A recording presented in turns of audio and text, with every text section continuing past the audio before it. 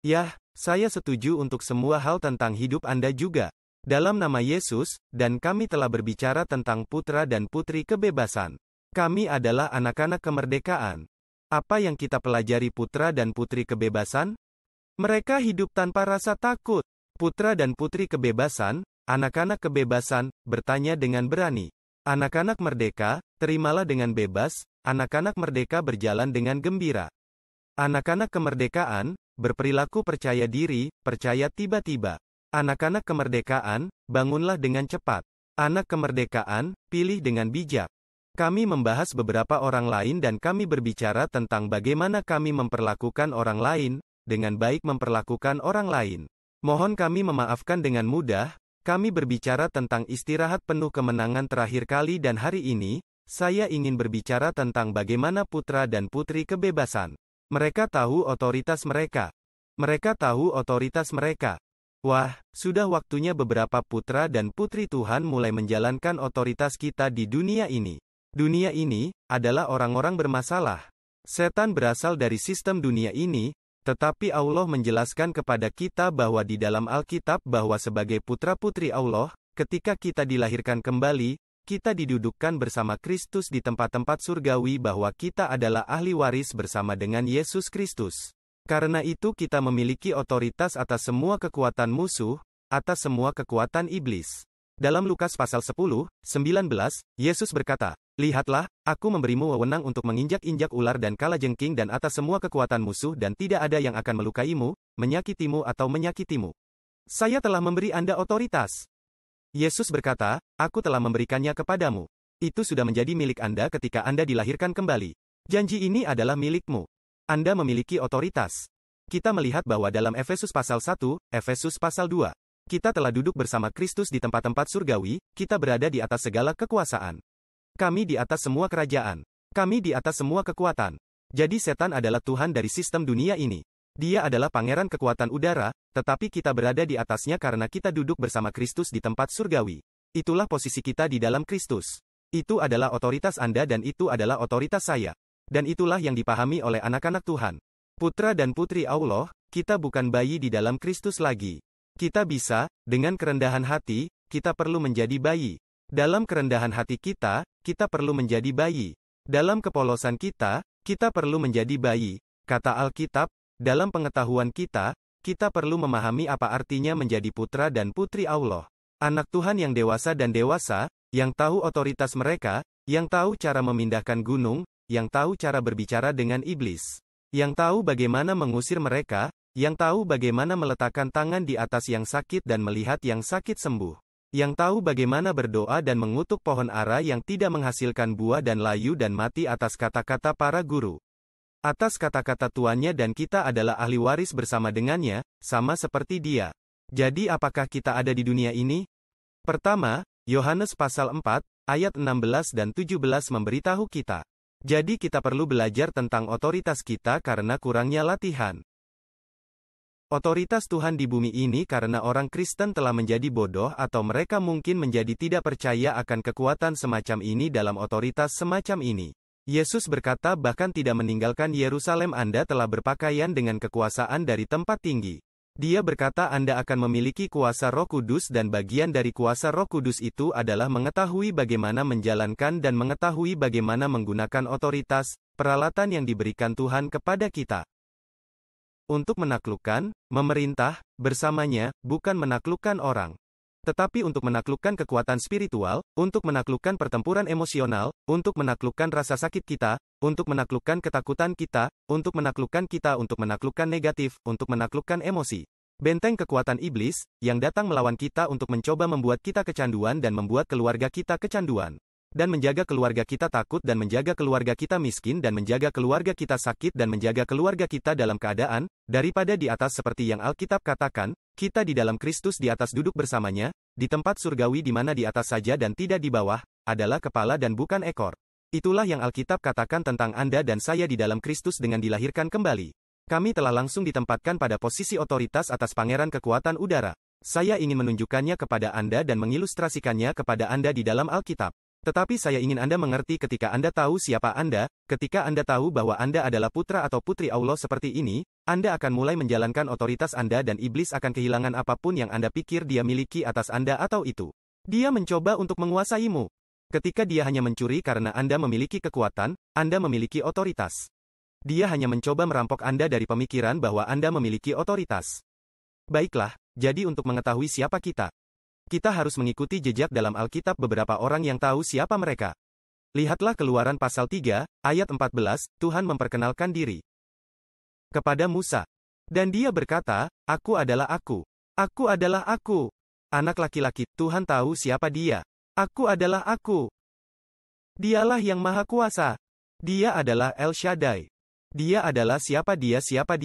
Siapa dia? Aku adalah aku. Aku adalah Alfa dan Omega. Yesus berkata, Akulah itu. Akulah Tuhan yang dikatakan di sini dalam Keluaran pasal 3 ayat 14. Ini adalah deklarasi yang sangat kuat. Aku adalah aku. Saya adalah siapapun yang Anda butuhkan untuk berada dalam hidup Anda. Saya itu. Saya otoritas keseluruhan. Ini adalah Tuhan yang berbicara. Saya otoritas keseluruhan. Saya di atas seluruh semesta. Aku adalah Sang Pencipta. Saya yang bertanggung jawab. Saya memang memiliki otoritas. Saya memang memiliki kekuasaan, tetapi Dia memutuskan untuk membaginya dengan kami. Jadi ketika Yesus datang ke bumi dalam Yohanes, pasal 8 ayat 58, Yesus memperkenalkan dirinya dengan cara yang sama. Tuhan memperkenalkan dirinya. Sang Ayah memperkenalkan dirinya dengan mengatakan, Aku adalah aku. Yesus memperkenalkan dirinya di sini dalam Yohanes 8, 58, dan berkata, Yesus berkata kepada mereka, Sungguh, sungguh, aku berkata kepadamu sebelum Abraham lahir. Jadi kami memiliki beberapa orang di sini yang tahu siapa mereka. Ayahnya tahu siapa dia. Aku adalah aku. Putranya tahu siapa dia. Sebelum Ibrahim lahir. Saya sebelumnya, Abraham lahir. Saya. Bukankah itu tampak aneh? Kecuali Yesus telah ada untuk selama-lamanya yang dia miliki. Kemudian dia memiliki hak untuk mengatakan itu, tetapi dia tahu siapa dia. Dia ada sebelum Abraham. Dia memberi dia ada sebagai bagian dari Trinitas. Bapa, Putra, dan Roh Kudus. 3 dalam 1. Ini adalah misteri, tetapi itu adalah Tritunggal. Dan Yesus adalah bagian dari itu. Jadi Ayah tahu siapa dia. Aku adalah aku. Yesus tahu siapa dia sebelum Abraham lahir. Saya, kata Anda, ya, Tuhan tahu itu. Dan Yesus tahu itu, Roh Kudus tahu itu, tetapi bagaimana dengan orang-orang, kita tidak benar-benar memiliki kuasa seperti itu untuk mengetahuinya, bukan? Nah, cukup menarik. Alkitab mengatakan bahwa kita melakukannya karena Paulus juga mengatakan ini tentang dirinya sendiri. Dia berkata, tetapi oleh kasih karunia Allah dalam 1 Korintus, pasal 15 ayat 10, tetapi oleh kasih karunia Allah, saya adalah siapa saya. Saya adalah saya dan kasih karunia-Nya terhadap saya, tidak terbukti sia-sia tetapi saya bekerja lebih dari mereka semua. Bukan aku, tapi anugerah Tuhan besertaku. Dengan kasih karunia Tuhan, saya adalah apa jadi kita memiliki Tuhan yang berkata, Aku adalah aku. Kita memiliki Yesus, yang berkata sebelum lahir, Aku ada dan kita memiliki Rasul Paulus yang berkata, oleh kasih karunia Allah, aku adalah aku. Apa? Aku adalah apa aku? Siapa dia? Dia adalah kepala dan bukan ekor. Dia di atas dan bukan di bawah. Dia adalah segalanya bagi Anda dan saya. Dia adalah segalanya. Dia adalah segalanya bagi kita karena dia ada di dalam Kristus dan segala sesuatu yang dia katakan ada karena kita ada di dalam Kristus juga. Itu berarti kita telah dilahirkan kembali. Kita telah ditempatkan dalam satu kesatuan dengan Yesus. Kami telah ditempatkan dalam hubungan bersama dengan Yesus, kami telah menjadi ahli waris bersama dengannya. Agaknya bisa digunakan dalam arti pernikahan bahwa ketika dua orang memiliki wewenang bersama atas rekening bank atau di sana akan. Inilah kita yang diciptakan oleh Tuhan melalui kematian dan kebangkitan Yesus. Kita adalah ahli waris bersama dengan Yesus. Dikatakan dalam Roma pasal 8, jadi kita perlu belajar tentang otoritas yang kita miliki ini sehingga kita dapat berhenti ditendang oleh iblis dan berhenti ditendang oleh apa yang sedang terjadi di dunia dan berhenti takut akan segala sesuatu yang terjadi karena banyak hal di dunia ini yang bisa membuatmu takut. Kecuali, Anda tahu, otoritas Anda kecuali, Anda tahu hak Anda. Kecuali jika Anda tahu siapa Anda, Tuhan tahu siapa Dia. Saya adalah itu, saya adalah Yesus tahu siapa Dia sebelum Abraham lahir. Saya Paul tahu siapa Dia. Saya adalah saya karena kasih karunia Tuhan. Tapi mari kita kontraskan itu dengan apa yang terjadi ketika orang tidak tahu siapa mereka. Dalam Kisah Para Rasul pasal 19, ayat 13. Dikatakan demikian, maka beberapa pengusir setan Yahudi keliling tidak dilahirkan kembali, tetapi mereka adalah pengusir setan Yahudi. Mereka mencoba mengusir setan. Dia berkata bahwa mereka mengambilnya atas nama Tuhan Yesus. Mereka tidak memanggil Yesus. Mereka memanggil nama Tuhan Yesus atas orang-orang yang dirasuki roh-roh jahat. Jadi mereka mencoba menggunakan nama Yesus untuk mengusir roh-roh jahat ini. Tetapi perhatikan apa yang mereka katakan, kami melatih Anda. Pengusir setan Yahudi ini. Wah, jika mereka bergantung pada ini untuk pendapatan mereka, mereka akan menjadi miskin, kan? Karena mereka tidak berhasil. Mereka tidak melakukannya dengan baik pada hal-hal pengusiran setan ini. Pertama kali kita melihat pengusir setan Yahudi ini mencoba melakukan pengusiran setan, gagal total. Menonton ini, dikatakan bahwa mereka untuk memanggil nama Tuhan Yesus. Inilah yang mereka katakan kepada roh-roh jahat. Kami melatih Anda dengan Yesus yang diingat oleh Paulus. Yesus tahu siapa dia ingat, Paulus tahu siapa dia dan mereka mencoba mengusir setan ini. Melalui Yesus, yang Paulus khotbahkan, maka mereka mengatakan bahwa setan atau orang dengan setan. Kami melatih Anda oleh Yesus yang dikhotbahkan Paulus. Sekarang, dikatakan, di syair berikutnya, syair 14, sekarang ada 7 putra Skefa yang seharusnya itu memberi kita petunjuk di sana. Perhatikan bagaimana orang-orang ini digambarkan. Putra Skefa. Saya tidak tahu siapa Skefa itu, tetapi apa yang akan kita lihat dia tidak banyak, karena tidak ada hal baik yang terjadi pada orang-orang ini dengan menjadi putra Skefa, tetapi segala sesuatu yang baik dapat terjadi pada Anda karena Anda adalah putra atau putri Tuhan, Anda adalah putra atau putri kebebasan. Kami adalah anak-anak kebebasan, adalah anak-anak yang memiliki otoritas, di mana putra dan putri, yang memiliki otoritas dalam kehidupan ini. Jadi, ada 7 putra Skefa seorang imam kepala Yahudi yang melakukan ini. Dan roh jahat itu menjawab dan berkata, Yesus, aku tahu. Dan Paulus, saya tahu. Tapi siapa kamu? Sungguh kontras, iblis menjawab kembali. Yesus, saya tahu mengapa setan ini mengenal Yesus? Karena Yesus tahu siapa dia. Mengapa iblis ini mengenal Paulus? Karena Paul tahu siapa dia, dan iblis ini tidak mengenal orang-orang ini. Karena mereka tidak tahu siapa mereka. Mereka tidak memiliki identitas di dalam Kristus. Identitas mereka adalah sebagai putra Skefa. Identitas mereka adalah sebagai pendeta Yahudi. Identitas mereka adalah sebagai pengusir setan Yahudi dan ayah mereka adalah seorang pendeta Yahudi. Tak satu pun dari orang-orang ini dilahirkan kembali. Tak satu pun dari orang-orang ini memiliki otoritas. Dan iblis tahu itu karena setan mengerti pangkatnya ada di bawah kita. Bukan karena itu pangkat. Artinya dia tidak berada di angkatan darat yang sama dengan kita. Tetapi Anda memahaminya berdasarkan otoritas. Kami mendapatkan ayah dan anak dan kemudian mendapatkan laki-laki di bawah ayah dan anak bersama-sama ahli waris dengan Yesus, tunduk meskipun kepada Yesus, tunduk kepada Tuhan. Tapi semua iblis dan semua iblis ada di bawah kita, mereka ada di bawah kaki kita. Mereka di bawah Anda, mereka di bawah Anda. Jika ingin tahu, jika Anda ingin berbicara dengan iblis, kapanpun saya ingin berbicara dengan iblis. Saya baru saja mengangkat kaki saya dan saya agak melihat ke bawah kaki saya dan saya memiliki sedikit percakapan kemudian saya mundur dan menginjak iblis sedikit lagi karena dia ada di bawah kaki kami. Dia ada di bawah kaki Anda, tetapi Anda belum mengetahuinya. Tapi dengarkan, ketika Anda tahu siapa Anda, ketika Anda tahu siapa Anda di dalam Kristus. Hanya di dalam Kristus kita menemukan siapa diri kita. Itu hanya ada di dalam Kristus. Efesus 1:11 mengatakan dalam The Message Bible karena di dalam Kristus kita menemukan siapa diri kita dan untuk apa kita hidup, untuk siapa kita dan untuk apa kita hidup, untuk siapa kita dan untuk apa kita hidup. Siapa kita? Kami adalah putra dan putri kemerdekaan. Apa artinya? Saya telah memberitahu Anda apa artinya itu. Itu berarti kita hidup dalam ketakutan.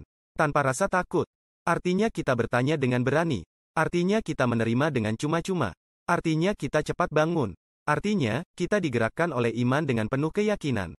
Maksud saya, kita bisa melewati semuanya lagi. Tapi itulah kita hari ini. Kami minggu lalu. Kami mengerti bahwa kami adalah putra dan putri kebebasan, anak-anak kebebasan, putra dan putri Tuhan. Kami beristirahat dengan penuh kemenangan di sini. Kami sedang belajar. Kami tahu otoritas putra dan putri kebebasan kami.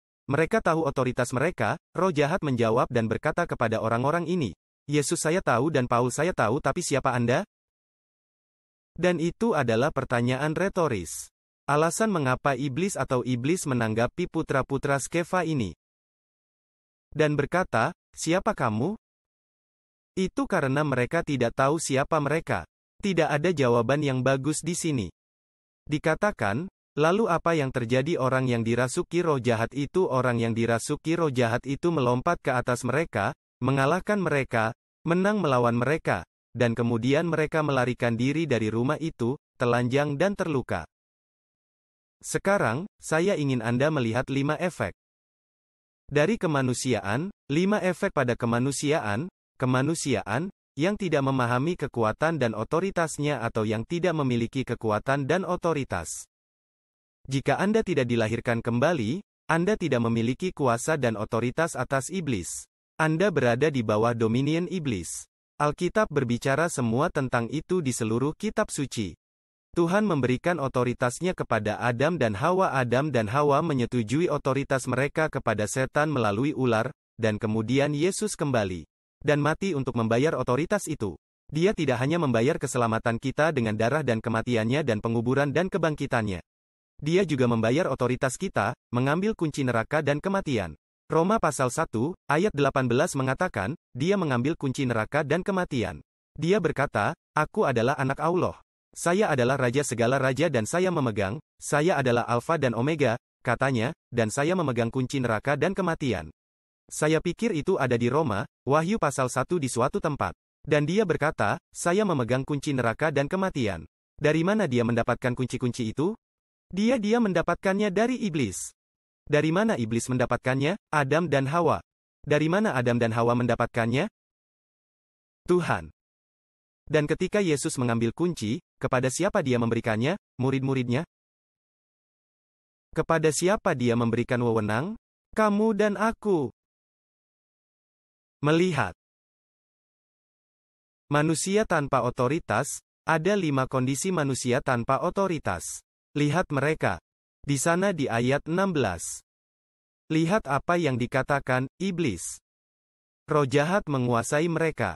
Nomor 1, manusia dikuasai tanpa mengetahui otoritas mereka atau memiliki otoritas, tanpa memiliki otoritas atau menjadi anak Tuhan, putra dan putri Tuhan dan tidak mengetahui otoritas mereka tetap dalam ketidaktahuan tentang hal itu.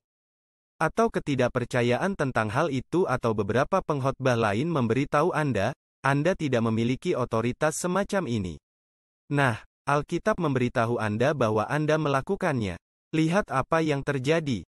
Orang nomor 1 dikalahkan, setan nomor 2 menang melawan mereka. Jadi setan tidak hanya menguasai manusia, bukan saja mereka tidak memiliki kekuatan, tetapi mereka terus-menerus dikalahkan dan ditaklukkan ketika satu tim menang melawan yang lain. Itu berarti tim tersebut telah mengalahkan tim lain untuk menang melawan mereka.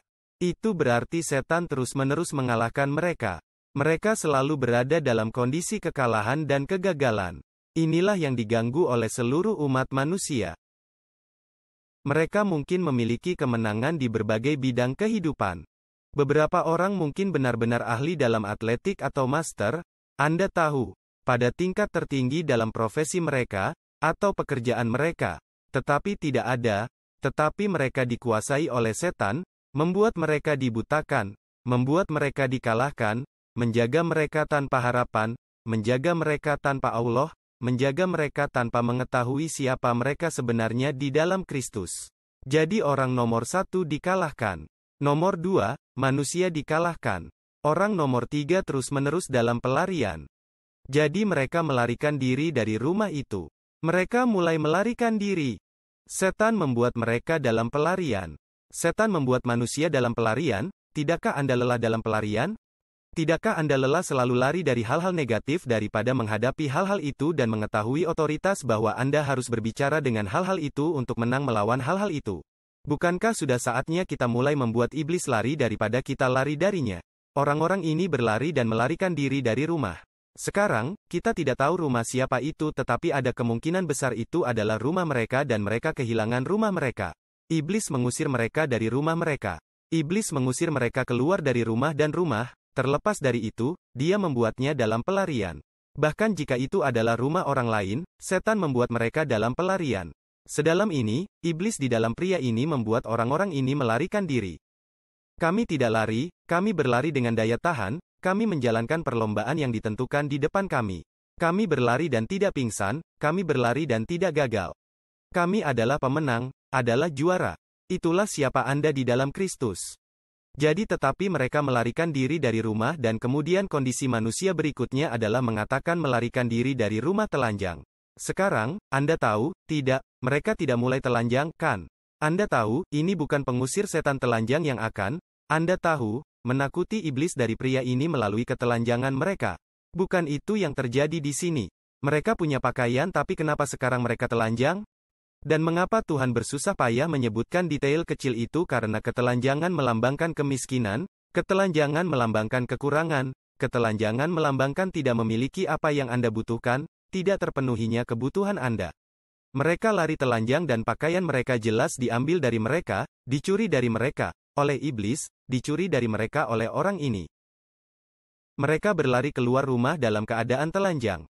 Jadi, inilah kondisi manusia tanpa otoritas Tuhan, tanpa memahami otoritas Tuhan, tanpa tunduk pada otoritas Tuhan, dan kemudian mengerahkan dan memiliki otoritas yang didelegasikan kepada mereka, untuk mulai menjalankan otoritas itu, menggunakan otoritas itu untuk menang dalam hidup. Ini adalah syarat-syaratnya. Manusia dikuasai. Dia tidak berdaya untuk benar-benar berhasil dalam hidup. Manusia dikalahkan terus-menerus.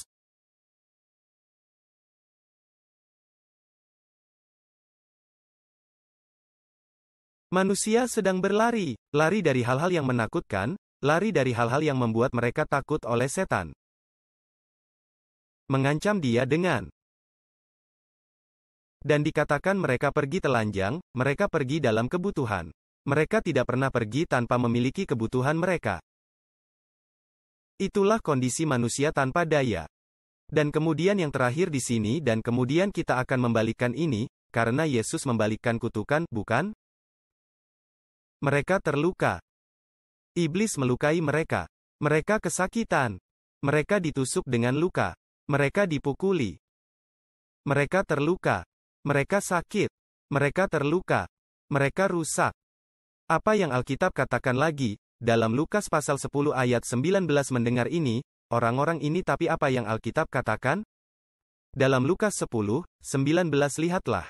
Saya telah memberi Anda wewenang untuk menginjak ular dan kalajengking dan atas semua kekuatan musuh dan tidak ada apa-apa akan dengan cara apapun melukai Anda.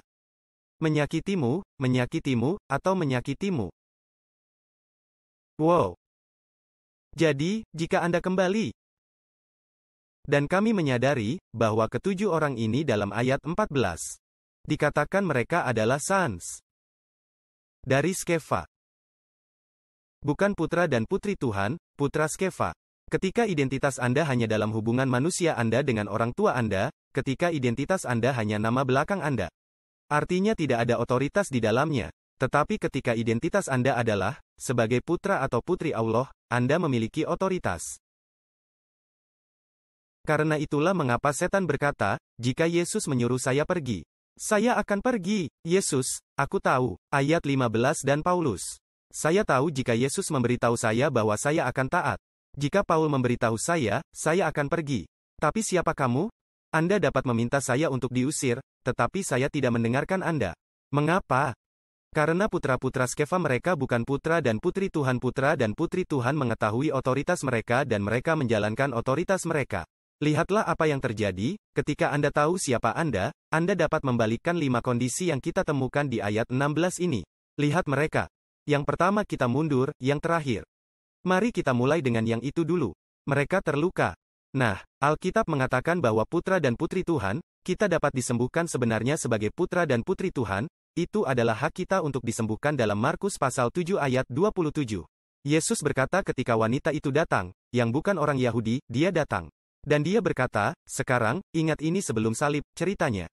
Kita baru saja membacanya di Kisah Para Rasul 19 setelah salib setelah Yesus.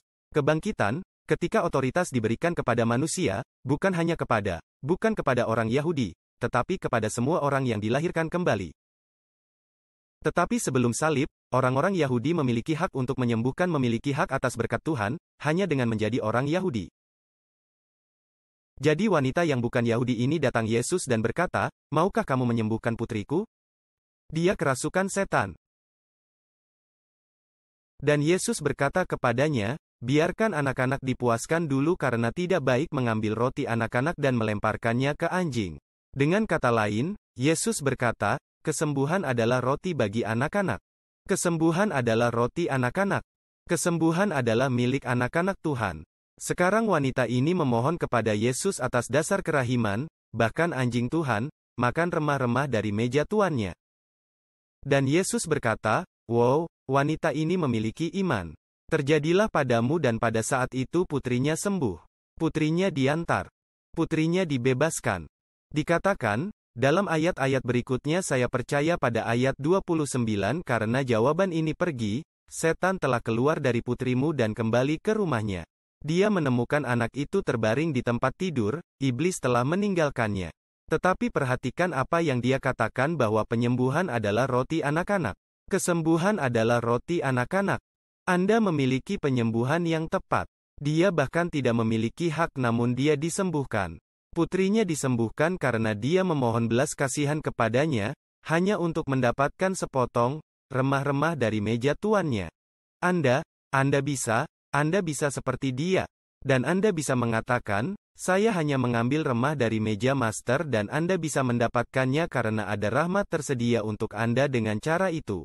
Tetapi jika Anda menyadari siapa diri Anda, maka Anda memiliki kuasa dan hak untuk disembuhkan karena kesembuhan adalah milik anak-anak dan menyembuhkan orang lain. Karena anak-anak Tuhan dapat menyembuhkan, mereka dapat memberikan apa yang telah mereka terima. Kita dengan bebas menerima kesembuhan, kita bebas memberikan kesembuhan. Wewenang yang kuat yang telah diberikan kepada Anda dan ini, tidak cukup untuk kita berolahraga. Kami tidak cukup sadar. Kami tidak berjalan dalam hidup seperti ini. Kita harus berjalan dalam hidup seperti kita adalah orang-orang yang memiliki kekuasaan. Kami adalah orang-orang di otoritas. Kami adalah orang-orang yang dapat berbicara tentang kejahatan dan memerintahkannya untuk berhenti dan memerintahkannya untuk dikurangi. Kita dapat berbicara dengan perang yang sedang terjadi. Kita bisa berbicara, kita bisa menggunakan jika semua mengatakan, "Nah, kenapa kita tidak melakukan itu?" Jika setiap orang yang mengetahui bahwa memiliki otoritas, benar-benar menjalankan otoritas mereka. Dan jika setiap orang yang memiliki wewenang benar-benar menjalankan dan menggunakannya, kita akan melihat lebih sedikit penyakit dan lebih sedikit penyakit di dunia. Kita akan melihat lebih sedikit kemiskinan. Kami akan melihat lebih sedikit rasa sakit. Kita akan melihat lebih sedikit dari segala sesuatu karena ketika Yesus pergi dia menyembuhkan mereka. Dia melayani mereka. Dia membebaskan orang, dia membebaskan para tawanan dan kita adalah tubuh Kristus dan kita harus mulai bertindak seperti itu dengan berpikir, dengan cara itu menemukan dan menyadari kekuatan yang kita miliki. Orang-orang ini terluka tetapi kita dapat disembuhkan dalam 1 Petrus pasal 2 ayat 23 dan 24. Saya percaya dia berkata dengan garis-garisnya. Kami disembuhkan. Dia terluka karena pelanggaran kita. Dihukum untuk kedamaian kita. Dia sendiri menanggung dosa-dosa kita di dalam tubuhnya di kayu salib agar kita dapat mati bagi dosa dan hidup bagi kebenaran. Karena oleh bilur-bilurnya, kamu disembuhkan. Oleh luka-lukanya, Anda disembuhkan. Ambil hak itu untuk penyembuhan Anda dengan luka-lukanya. Anda tidak disembuhkan karena Anda telah berdoa cukup lama, Anda tidak disembuhkan karena Anda cukup kudus untuk cukup saleh. Anda tidak disembuhkan karena Anda memiliki cukup iman bahwa tidak ada orang lain yang menyembuhkan Anda oleh luka-lukanya. Anda disembuhkan. Iman saya tidak sesuai dengan iman saya. Itu ada di lukanya, oleh lukanya. Lihat itu dari lukanya. Anda disembuhkan. Itu sudah terjadi di kayu salib. Sudah jadi. Sekarang terimalah. Tepat di mana Anda berada. Katakan saja, saya menerima kesembuhan saya. Itu hak saya sebagai anak Tuhan. Kedua, jika Anda kembali ke ayat 16 dari Kisah Para Rasul 19, hal terakhir adalah mereka terluka dan sebelum itu, mereka telanjang. Jadi nomor 1, ketika Anda tahu siapa Anda dapat mengalami penyembuhan. Ketika Anda tahu siapa Anda bisa mendapatkan kembali apa yang dicuri iblis. Mencuri pakaian mereka. Dia mencuri barang-barang mereka. Anda bisa mendapatkannya kembali. Amsal 6:31 mengatakan, ketika pencuri ditemukan, dia harus membayar 7 kali lipat. Bagaimana kita menemukan pencuri? Kami menyadari bagaimana dia telah mencuri dari kami, membuat kami meragukan siapa kami. Dengan membuat kami mempertanyakan identitas kami, dengan membuat kami diam dengan kata-kata kami, dengan membuat kami terus maju dan menelan semua rasa sakit dan menelan luka, dan menelan pencurian yang setan lakukan, dan dia melakukannya melalui orang-orang, dan dia melakukannya melalui kesempatan buruk. Anda tahu, yang dikirimkan kepada Anda. Dengar, kita tidak harus tetap miskin. Kita tidak harus terus miskin. Kita tidak harus tetap telanjang. Ada kelimpahan di dalam Kristus. Sekarang, saat jiwa Anda makmur, seluruh sisa hidup Anda akan makmur, dan kemakmuran jiwa adalah menghasilkan kemakmuran utuh. Tetapi poin yang saya coba sampaikan, ini bukan tentang Anda mendapatkan uang. Ini bukan tentang itu. Ini tentang mengetahui bahwa Anda memiliki wewenang untuk mendapatkan kembali apa yang dicuri setan. Tahun-tahun dia merampok Anda, kedamaian pikiran yang dia rampas dari Anda, hubungan keluarga yang dirampok setan dari Anda. Sudah waktunya untuk mendapatkan barang-barang kami kembali, dan kami mendapat wewenang untuk, karena satu-satunya alasan mengapa setan bisa mencuri semua barang ini dari orang-orang ini adalah karena mereka tidak tahu bahwa mereka adalah anak-anak Skefa daripada anak-anak Tuhan, mereka tidak memiliki otoritas. Dan jika mereka melakukannya, bahkan jika dilahirkan kembali, yang kita tahu mereka, tetapi jika mereka dilahirkan kembali, mereka tidak akan tahu. Mereka tidak mengetahui otoritas yang mereka miliki, dan itulah sebabnya Paulus memberi kami beberapa surat yang kami miliki di Efesus sehingga kami akan memahami otoritas kami. Jika kami adalah milik Kristus, Anda adalah milik Abraham dan menjadi ahli waris sesuai dengan janji. Merayu. Ketiga, Anda bisa kembali. Nomor 2, Anda bisa mendapatkan kembali apa yang dicuri dari Anda. Ketiga, Anda dapat membuat iblis dalam pelarian. Terlihat pada ayat 16, mereka mulai lari. Mereka melarikan diri. Alih-alih kita berlari, inilah saatnya bagi kita untuk menempatkan iblis dalam pelarian. Lihatlah apa yang Alkitab katakan. Dalam Matius pasal 4, ayat 10. Yesus berkata kepada iblis, ketika dia mencoba untuk mencobai dia, pergilah bersamamu, setan, karena ada tertulis, sembahlah Tuhan, Allahmu, dan hanya dia yang akan kamu layani. Yesus menyuruh iblis pergi. Saya suka terjemahan The New American Standard. Dikatakan pergi. Setan. Pergi. Pergilah setan, karena ada tertulis, dan dia mengucapkan firman. Begitulah cara Anda mendapatkan iblis dalam pelarian. Ucapkan firman Tuhan. Iblis terus berlari. Tetap dengan itu. Tetap dengan itu. Dia mengatakannya berkali-kali kepada iblis. Setiap kali iblis datang, Yesus memukulnya kembali. Setiap kali dengan itu tertulis. Ada tertulis. Ada tertulis. Dan kemudian dia akhirnya berkata pergi. Dan apa yang Alkitab katakan terjadi di ayat dan setan pergi, lihat apa yang dikatakan di sana, dan iblis meninggalkannya, dan lihatlah malaikat datang dan melayani dia. Ketika Anda mengucapkan firman Tuhan, setan meninggalkan iblis pergi, iblis melarikan diri dan malaikat datang. Wow, ucapkan kata itu. Ada tertulis. Dia menyaksikan iblis diran. Itu semua barang yang dia curi dari Anda, dapatkan semuanya kembali. Kami menyebutnya kembali dalam nama Yesus, kembalikan barang-barang kami, iblis. Kembalikan barang-barang kami. Katakan itu dengan keras. Kembalikan saya, barang-barang saya, iblis, dan keluar dari sini dalam nama Yesus, dan dia mengatakan itu dengan keras. Omong-omong, kembalikan barang-barangku, iblis sevenfold, dan keluar. Sekarang, dalam nama Yesus, keluar dari keluargaku. Keluar dari rumahku. Keluar dari hubunganku. Keluar dari keuangan saya. Keluar dari pernikahanku, keluar dari anak-anakku. Keluar dari gereja saya. Keluar dari orang yang saya cintai. Keluar dari sini. Majulah dengan cepat di dalam Yesus. Begitulah cara Anda berbicara.